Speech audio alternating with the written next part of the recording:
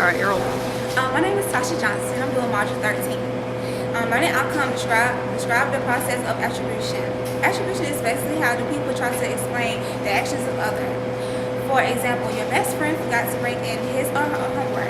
Being that it is your best friend, you are concerned about his or her grade.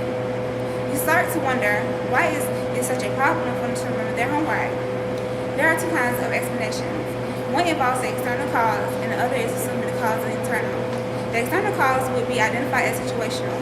For example, your best friend forgot his or her homework because he or she was running late that morning and left the homework on the table. The second explanation is called dispositional. It is dealing with personality and character. For example, assuming your best friend forgot his or her homework because they are lazy and not responsible.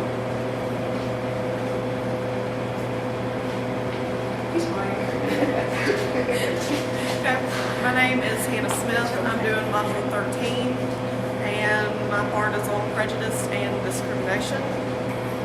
Prejudice refers to a negative attitude held by a person about the members of a particular social group.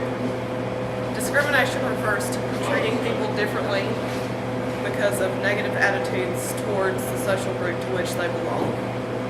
Prejudice and discrimination have a lot of real-world relevance because these acts and beliefs are sadly happening every day. Prejudice is everywhere. People make up preconceived notions about others solely due to their race, skin color, hair color, age, religious beliefs, gender, sexuality,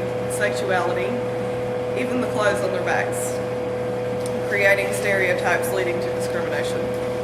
Discrimination is also present everywhere in society today. People will treat others in unacceptable ways, like saying hurtful things, not allowing certain people into businesses and other places, even performing hate crimes just because of the stereotypes that have been created about the different social groups and their false beliefs about these groups. There's nothing wrong with being different. Everyone should be treated the same regardless of race, gender, or religious beliefs, and so on. We are all human. It should be encouraged everywhere to rid the world of prejudice and discrimination. Hi, I'm Thomas Williams. I'm with Module 13 as well. I just want to start off by saying aggressive. This is the behavior intended to hurt another person. One of the experimenters that we're going to talk about is Phillips and Bartle, and he conducted an experiment to see how people with authority would act and how they would use their power.